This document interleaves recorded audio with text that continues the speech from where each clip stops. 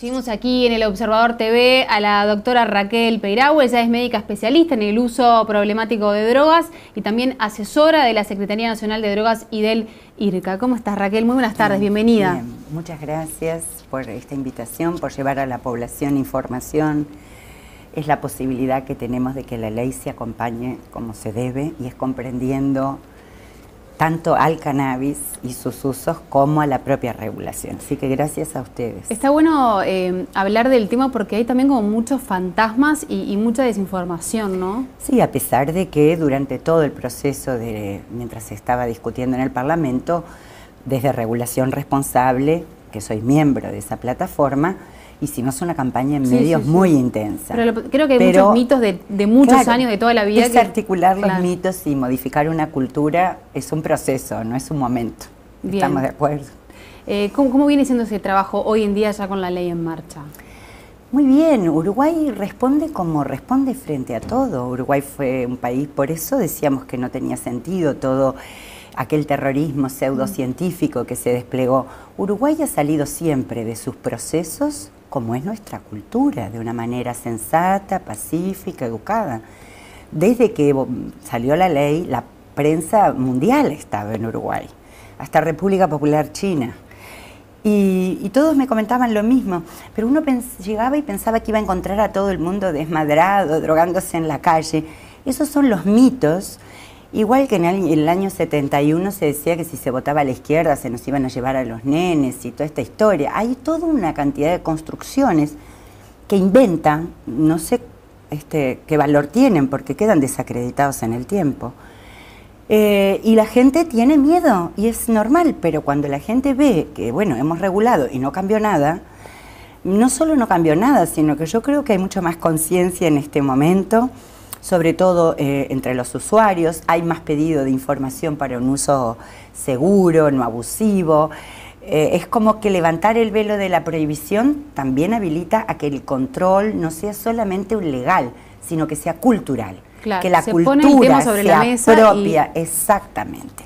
Entonces esto ha traído y va a traer más salud, salud económica, salud en seguridad, en la medida que podamos empezar a separar efectivamente el mercado en este momento de marihuana y otras drogas ilícitas está separado, porque la marihuana es lícita, pero que podamos ya tener a disposición de la población la compra, porque hay una franja de la población usuaria de cannabis que ya está usando cannabis no ilícito, el que puede cultivar en casa, y los que son miembros de clubes. De los clubes. Lo que está faltando es lo que va a abastecer, presumo yo, a la mayor parte de los usuarios de cannabis y a aquellos que quieran experimentar. Estamos hablando del cannabis que va a proporcionar el Estado. Que se va a vender, no lo proporciona el Estado es una controla. ¿Qué es eso también? Que se ha tirado ¿el Estado toda una licitación o no? El Estado define quiénes son los licenciatarios, las empresas privadas. Se presentaron a concurso, ya fue pasada la primera ronda el año. Para tener la segunda. Y ahora ya terminó, estamos esperando el comunicado de los resultados. El Estado, todo esto que se dijo, el Estado productor de drogas, el Estado produce alcohol, que es la droga que más mata en este y en cualquier país. Y se vende y la gente lo compra. Entonces, el Estado no produce, pero si así fuera, no me parece cuál es el problema. El Estado terceriza, define quiénes son aquellos productores que han demostrado limpieza de capitales, que son proyectos que preservan el medio ambiente, no como pasa ahora con los cultivos de cannabis, que no importa lo que pase, se hacen igual. Y en este país, que es chico, son pequeños. Cuando hay países que tienen cultivo a escala, ocurren muchos desastres ecológicos. Entonces, porque el cannabis en sí mismo no es una planta no ecológica, es sumamente ecológica, está limpia la tierra de pesticidas, de residuos de metales pesados, es una planta muy noble, por eso sus usos industriales también. Entonces el Estado lo que hace es controlar. Ahora, pero el Estado va a estar vigilando de cerca. El Estado tiene la función de definición de la política y de fiscalización y control y definición de quién puede y quién no puede producir a través de licencias. Esos productores, la producción del cannabis recreativo, de esas 5 licencias que van a ser otorgadas en esta primera etapa, Si el mercado requiere más, se ampliarán las licencias. Va a ser comercializado en farmacia. Y yo creo que a futuro tenemos que ir pensando, y creo que es un desafío interesante para el próximo gobierno del doctor Tabaré Vázquez, y saben que cuentan con la sociedad civil que ha estado trabajando y con los expertos que estamos en esto, para ir ampliando también, no necesariamente el consumo, sino modalidades de distribución que sean de reducción de daños. ¿Cómo es eso? Nuestra ley, una de las cosas que, nuestra ley, a diferencia de las otras leyes que hay en este momento, y quiero que los uruguayos lo sepan para que puedan sentirse seguros y orgullosos, el modelo uruguayo en este momento es referencia internacional. ¿Por qué? Porque no está basado en el comercio, sino en una política pública de derechos humanos, que no quiere decir solo el derecho del consumo, quiere decir del cuidado de los derechos, y entre esos derechos está el derecho a la salud, más allá de las decisiones que yo tome. Y eso es una responsabilidad del Estado. Entonces, esta ley no es solamente que regula el cannabis, también le obliga al Estado a implementar políticas de salud para las personas que usan drogas, y también ampliar el espectro de intervenciones para ciertas enfermedades con el uso del cannabis medicinal. Esto de reducción de daños, que yo hablaba recién, la comercialización en farmacias va a ser igual que cualquier otro producto que uno compra en la farmacia. Y está bien que así sea. El farmacéutico o el que vende no tiene la obligación de hacer un acto educativo de la venta. Yo, que trabajo desde hace 28 años ya desde esta perspectiva de reducción de daños, sabemos que parte de la problemática vinculada al consumo está en una parte a los efectos de las drogas que se consumen, pero sobre todo a la modalidad de uso y a la respuesta social y política al problema. Esos son los ejes más potentes que han generado daño, particularmente a nivel del cannabis. Si nosotros, con la responsabilidad que hoy el Estado tiene obligado por la ley a desarrollar programas de salud, de tratamiento y de reducción de daños, podemos generar dispositivos en los que las personas que ingresen al consumo de marihuana ya no lo van a hacer en el mercado ilícito de una parte, y eso es un gran daño que estamos reduciendo. Y el otro es poder acceder, pero a través de personas formadas para instruir en usos responsables, de bajo riesgo, según que esa persona tenga un perfil de personalidad u otro, porque no todas las variedades de cannabis son para todos los usuarios. Una persona que tenga tendencia al aislamiento, al ensimismamiento o antecedentes psicóticos, hay ciertas variedades que no son recomendables. Eso no lo puede hacer. ¿Cómo se va a hacer? ¿Cómo se va a implementar? Porque requiere eso no es lo que se va a implementar, no es lo que la ley pide. La información, obviamente, y el Estado sabe que cuenta con nosotros para eso, para diseñar programas de reducción de daños y producir materiales al respecto, va a depender de los programas de educación pública que se puedan instituir, así, o sea, se va a tener las herramientas para poder hacerlo. Alguna forma de acceso en la que, en vez de un comerciante, el que provea el producto sea alguien formado, un operador social. Esa es una propuesta que he hecho desde siempre, un operador social que cuando tú vienes a comprar, es tu primer consumo, has probado antes, qué efecto ha tenido, esta variedad no conviene, necesitas una relación THC-CBD de cuánto y tanto, no te recomiendo el uso en tales condiciones. Educar para el uso, como a mí mi papá me enseñó a tomar alcohol, no adulterado, en qué condiciones, no cómo se toma. ¿Por qué? Porque mi padre se sentía en condiciones de educarme porque no tenía el velo de la prohibición. Los padres hoy no pueden cumplir esa función porque no han tenido la formación y la información para hacerlo, de prohibición porque muchas veces los padres se sentían angustiados y preocupados por decir, ¿cómo yo le digo a mi hijo esto que usted me dice? Sin caer en que yo le estoy habilitando algo que es prohibido. Y eso la población tiene que saber. En Uruguay nunca fue prohibido desde el año 74 en adelante el consumo. Lo que ha estado en situación de ilegalidad ha sido la producción, distribución, venta y comercialización. Comercialización, distribución, tránsito, exportación, todo eso era ilícito. Pero nunca lo fue el consumo desde el año 74. el consumo en este país de ninguna sustancia es ilícito. Porque esto a la población, a las familias, les trae toda una angustia de pensar que si sus hijos hacen algo ilícito es que son delincuentes. Y eso ha sido uno de los daños terribles, que a los padres los ha llenado de miedo, dolor y vergüenza. Y eso retarda acercarse a recibir información. Uno oculta el hecho. ¿Qué es lo que venía pasando? Esto es un escenario que cambia.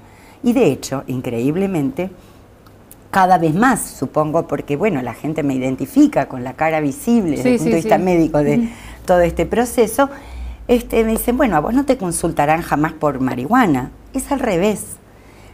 Muchas consultas que he tenido, yo en este momento no sigo el consultorio, pero sí sigo consultas de evolución online, no puedo, viajo mucho. Claro. E información a través de las redes o de Twitter, WhatsApp, lo que sea. Información, y paradójicamente me consultan muchos usuarios de cannabis, cómo hacer para reducir su consumo, qué medidas debería tomar. ¿Por qué? Porque cuando uno no habla del terrorismo pseudocientífico, porque eso no ha sido científico, ha sido pseudocientífico, en un disfraz de ciencia se ha hecho terrorismo, el joven confía y está dispuesto a recibir información. Entonces, desde cómo iniciarse en un consumo si quieren probar, hasta cómo hacer para reducir la cantidad si es que estaban considerando que consumían de más. O sea, este mito de que si se les permite no van a consultar, no es cierto. A la población hay que tratarla con respeto, como ciudadanos y no como tontos. Cuando uno trata a la gente con respeto, la gente responde brillantemente bien, con sensatez. Como salimos de la dictadura, acá salimos, no fue el proceso que hizo España del destape, ¿cómo salimos acá de la dictadura? Aún con procesos abiertos, en paz, con mesura, y esa es nuestra cultura. Por eso también, cuando me decían que Uruguay no era un país preparado para esto, yo decía que culturalmente nacimos preparados para estos procesos. Confío mucho en nuestra población. Bien, doctora, ¿cuáles son los componentes de la planta de cannabis y para qué tratamientos pueden llegar a ser útiles, ¿no? Usted recién mencionaba al pasar que hay distintos componentes, que para algunos sirve para algunas personas, otros para otros. Si hablamos de medicinal... También ocurre lo mismo. Bueno, a ver, para que la gente entienda, la planta tiene muchísimos componentes. Es una planta. La señora que tiene albahaca en la casa sabe que esa planta tiene muchas cosas. Como nosotros, todo ser vivo es un ser complejo. Dentro de la planta tiene muchos principios, algunos de los cuales son los llamados cannabinoides. Y los cannabinoides, los más nombrados y que han estado más en la discusión, son el THC, tetrahidrocannabinol, que es el de mayor componente de psicoactividad, es el responsable del viaje. Pero hay otros que no son, al contrario, que atenúan el viaje, que contrarrestan los efectos. Por eso el hecho de que sea lícito permite al gobierno definir qué variedades con menos riesgo para la salud. El narcotráfico está vendiendo cada vez variedades con más cantidad de THC y menos de cannabidiol, que es el antagonista natural que tiene la planta. La relación que hay entre el THC y el CBD define el viaje, pero también el riesgo. Entonces, pero hay otros componentes. Hoy por hoy, bastante bien estudiados, hay 11 cannabinoides. Todos ellos con usos médicos, pero son más de 70. Pero la planta tiene otras cosas que también son importantes en los usos, que son los terpenos y los flavonoides. Hasta hace un tiempo se creía que estas sustancias eran las responsables del olor y del gusto. No es así. También son responsables de modular los efectos de los cannabinoides. Y por eso son bastante más exitosas y seguras las preparaciones de uso médico que se hacen a partir de la planta que aquellas que sintetiza la farmaindustria, que tienen más efectos secundarios. No quiere decir que no sean buenas. Usted dice la planta pura. La planta, se hace un extracto de la planta. Algunos son de flor, otros son de planta entera, algunos incluyen hojas o no. Va a depender de cómo ese productor está preparando el equilibrio, los componentes del extracto que vaya a preparar. Pero bueno, básicamente Uruguay, por ejemplo, para el uso recreativo, solo autoriza la venta de flores. ¿Por qué? Porque de esa manera nosotros sabemos qué concentración está consumiendo. Las concentraciones de los cannabinoides son diferentes en distintas partes de la planta.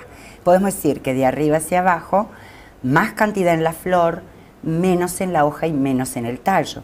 Pero también en el tallo y en la hoja pueden haber otras cosas.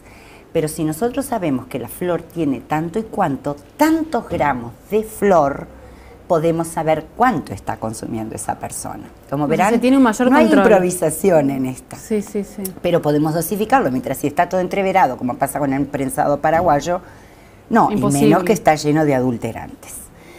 Entonces, pero hay otros cannabinoides, el CBG, CBC, CBN. Por ejemplo, el CBN tiene un uso en el tratamiento del insomnio, aquellas variedades que son ricas. Cada variedad, hay miles de variedades de cannabis.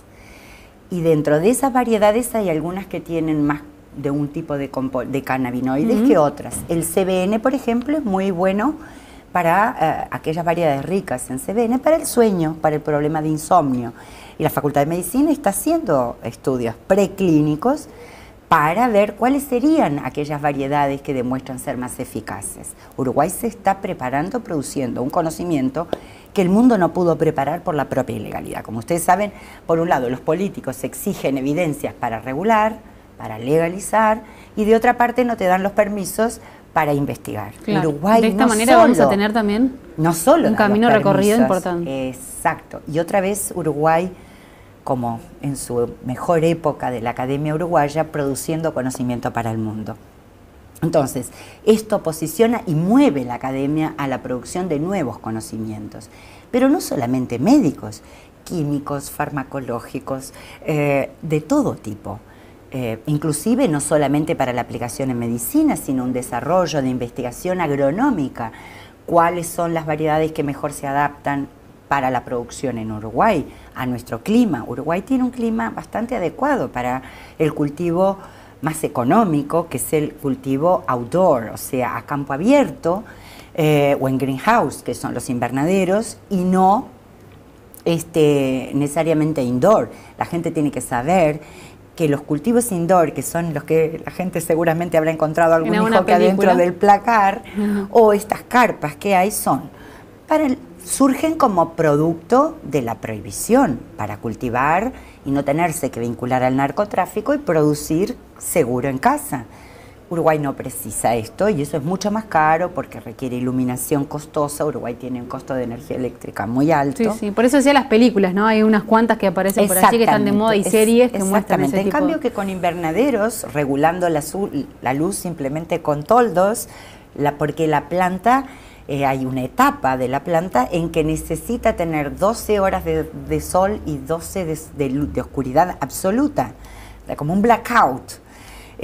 Bueno, en la etapa de floración, ese es el momento que es importante que se regule toda esta cuestión, pero ¿cómo se va a hacer un invernadero? Ya ocurre eso. O sea, hay tecnología bien, para doctora, hacerlo. O sea que podemos decir que, digo, más allá del uso recreativo, es una planta muy noble para muchas cosas. Por eso la ley uruguaya, a diferencia de otros procesos, la gente tiene que saber que hay otros países que están intentando regular, pero están haciendo regulaciones parciales.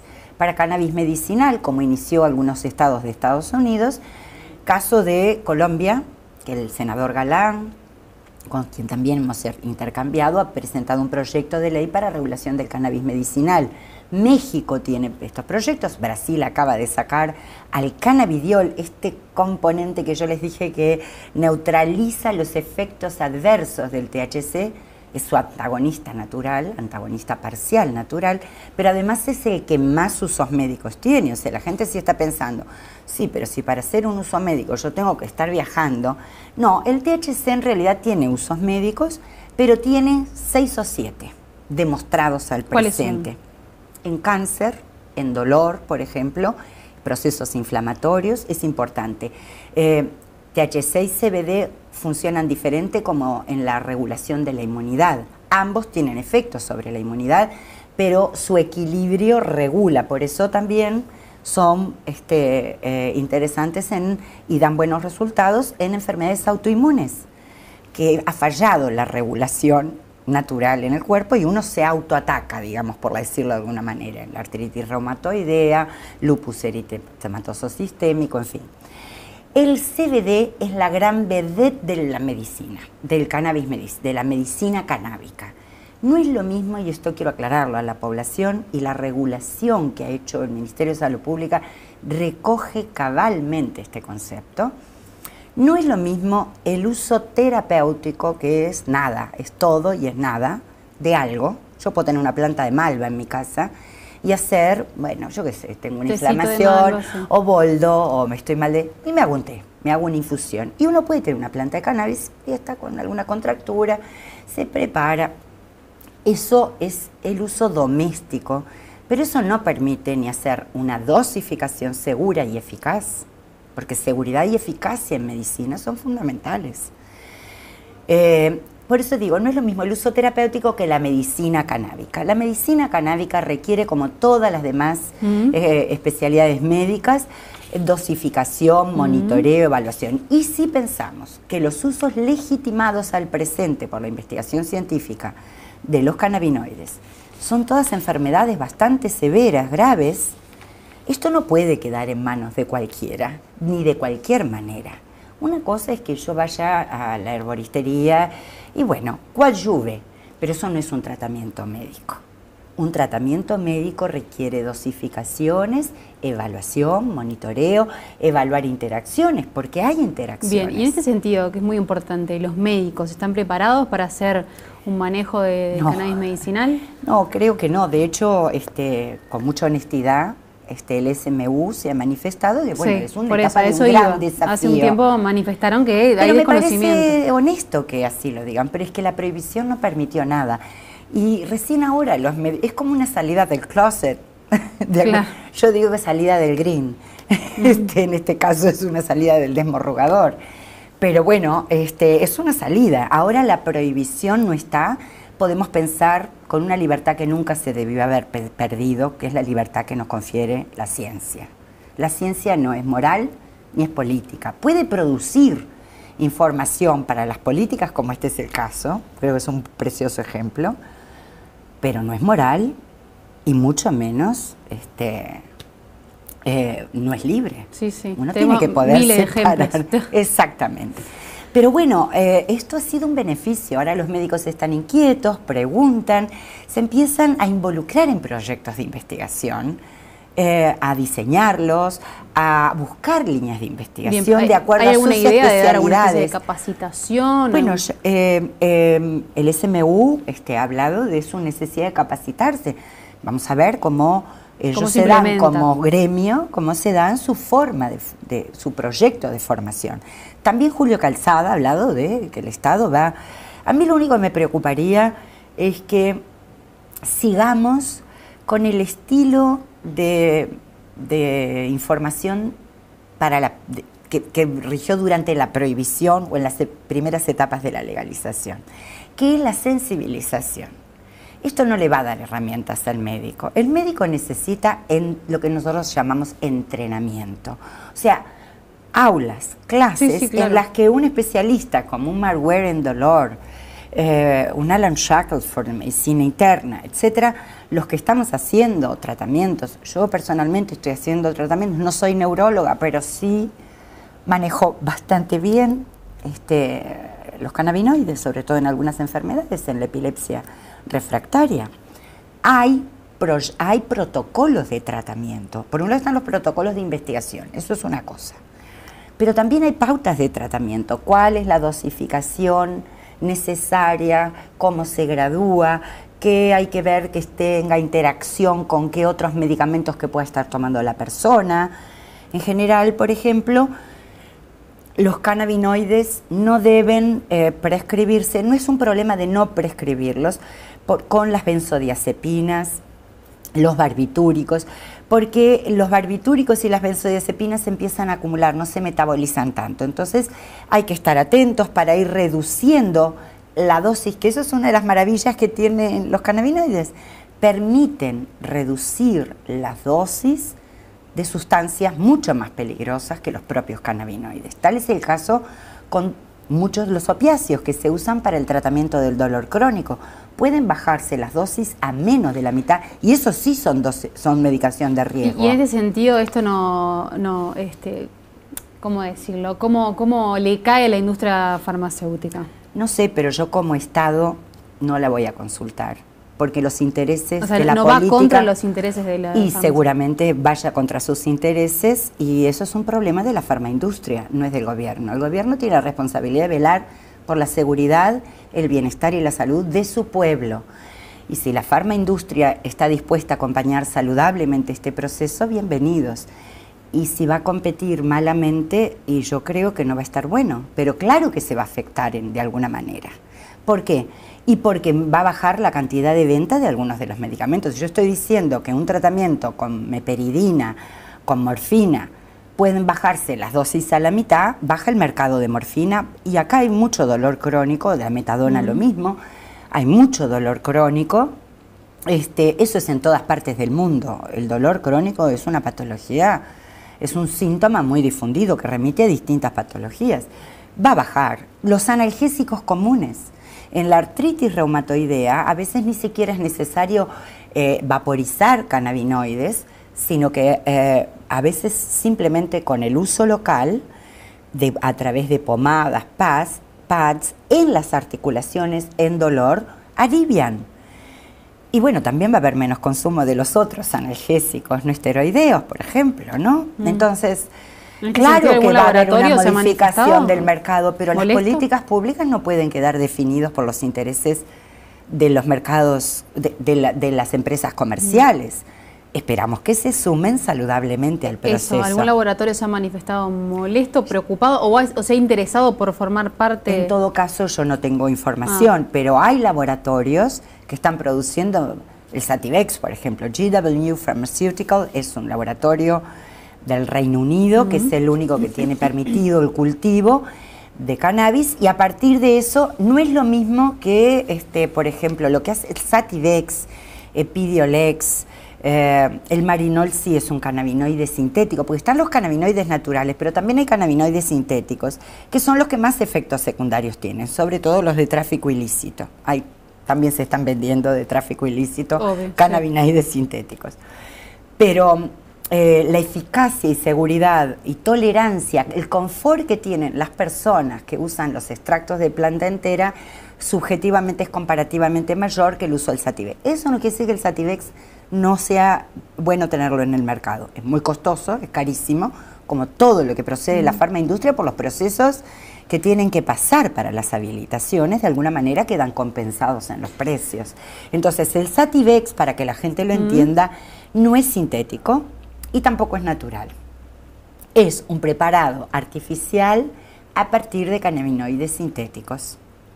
Son cannabinoides naturales que son extraídos de la planta, y el ingeniero químico, el químico farmacéutico, el que diseña la fórmula del Sativex, pone tanto de este cannabinoide, tanto de este otro, y de hecho le han ido agregando cosas, porque vieron que la eficacia era mayor y la tolerancia con terpenos y flavonoides, como vienen en el extracto, que el Sativex no lo tenía. Ahora se los han agregado también, si no ha cambiado la información que yo disponía.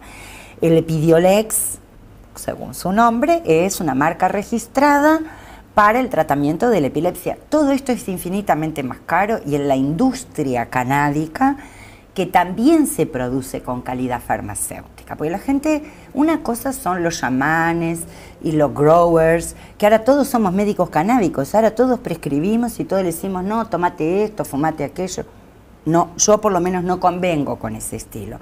Sí con la naturaleza de la planta, pero tiene que tener calidad farmacéutica. Eso quiere decir que los preparados que se produzcan tienen que poder decir qué perfil de cannabinoides, cuánto tiene de cada uno de estos, para qué enfermedad sería entonces aplicable. El detalle perfecto de lo que estoy consumiendo. La concentración en miligramos, porque entonces se puede dosificar. Yo puedo decir, no, a ver, ¿cuánto pesa usted, señora? Tanto.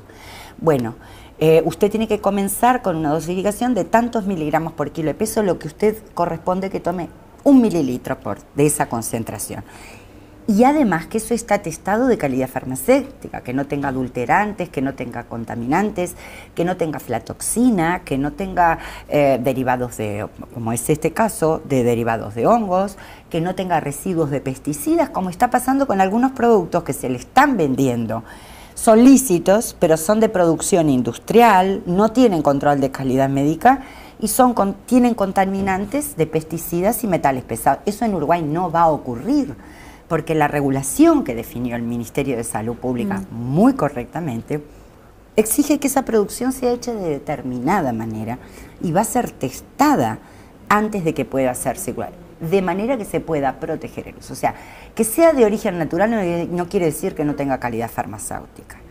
Calidad farmacéutica es que no tiene ni contaminantes ni adulterantes, y yo conozco precisa y exactamente la composición. Y en ese sentido van a tener que haber distintas variedades. Por ejemplo, vamos a tomar una enfermedad que está muy en el tapete, el cáncer. En el cáncer podemos intervenir en 3 situaciones con cannabinoides.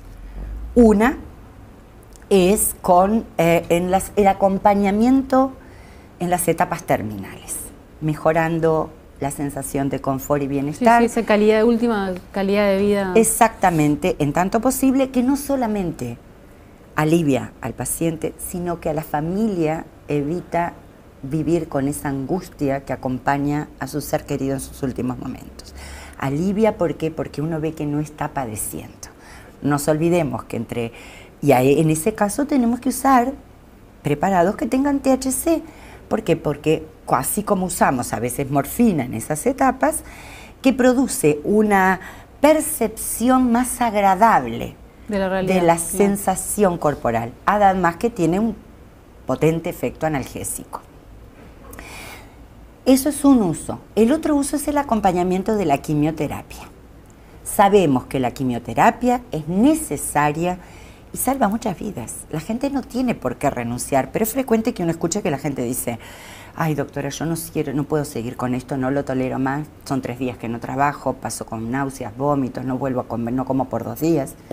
Una de las cosas y de hecho puedo dar fe de eso, es que con el cannabidiol, esto que nosotros dijimos que no tiene viaje, no tiene efecto, se usa tanto en los días previos y en el acompañamiento de la quimioterapia, y las personas pasan mucho mejor, no tienen náuseas, no tienen vómitos. Algunas personas como toda sustancia,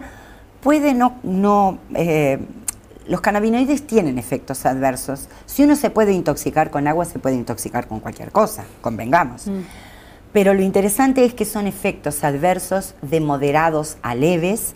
Ninguno tiene riesgo sobre la salud de forma grave si son usados como corresponde. El riesgo famoso de la psicosis no tiene que ver tanto con la planta, sino con las variedades que el narcotráfico ha promovido. Y con las sustancias extras que le ponen también. Pero no es tanto por las sustancias extras, que sí, pero no tanto en el cannabis. Pero sí porque no dejan que tenga, para que tenga más viaje, más descoloque, o más coloque, que no tenga el CBD, que tenga poco CBD y mucho THC. Entonces, no puede neutralizar los efectos adversos, ¿de acuerdo? Entonces, eso no ocurre en las preparaciones de uso médico, donde está equilibrado. Pero la mayoría de las personas no tienen efectos adversos con el CBD.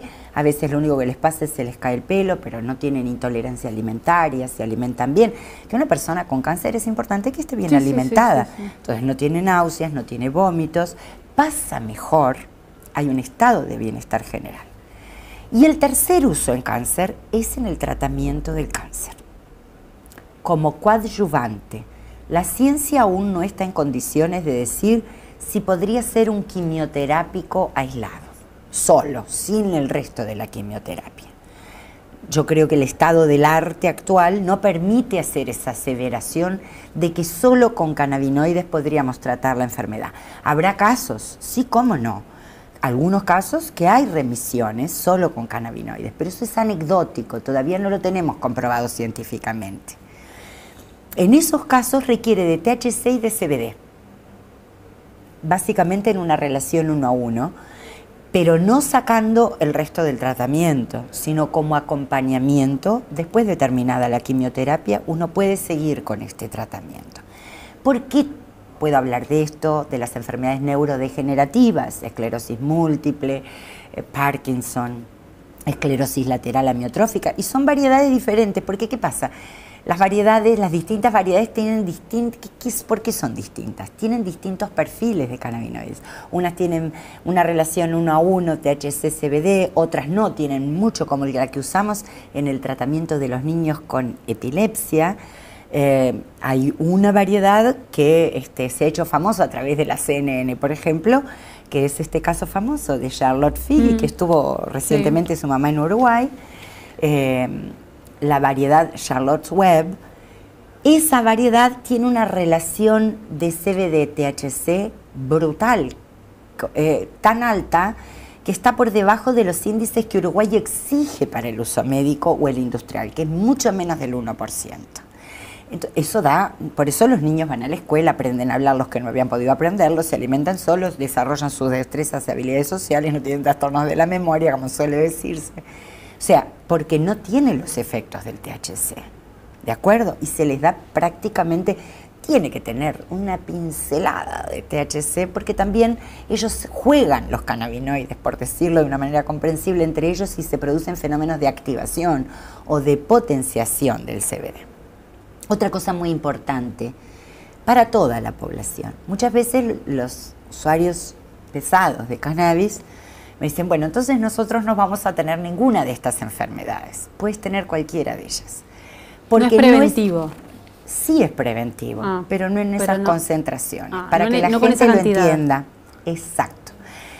El cuerpo es sabio y sabe cómo protegerse de ciertas cosas. Una persona que usa mucho de una sustancia, como los opiáceos, la morfina, genera cierta después resistencia. Es más que resistencia, lo que hace es que para que no me haga una sobredosis, el cuerpo no tiene tantos lugares de acción, pierde receptores, tiene menos receptores. Cuanto menos receptores yo tengo para su uso, menos lugares de acción. Las personas que usan mucho cannabis, que abusan de cannabis, que usan altas dosis de cannabis diariamente, tienen menos receptores que los que no usamos de esa manera el cannabis. Los usos médicos siempre son en dosis bajas y por eso las personas cuando terminaron su tratamiento no tienen problemas para discontinuar el uso tampoco. La dependencia no se da en esos perfiles.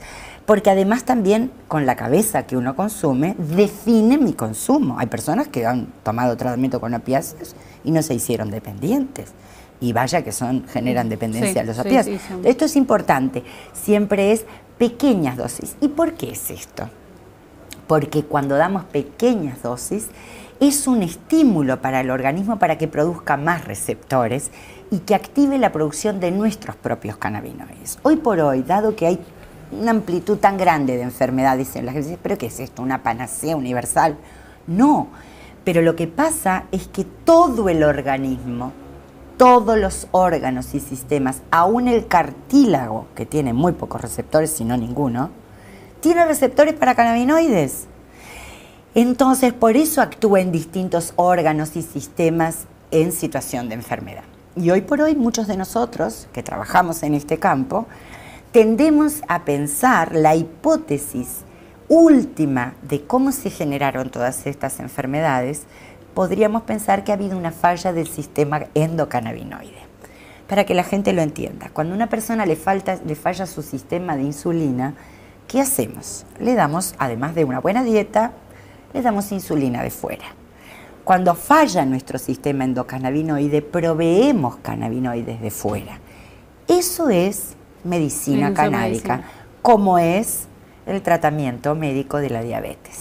Doctora, quedó muchísimo para charlar, pero es un tema realmente muy interesante que abarca muchas cosas, así que bueno, queda la invitación para otra visita. Quedo a las órdenes y gracias a ustedes una vez más. Muchas gracias.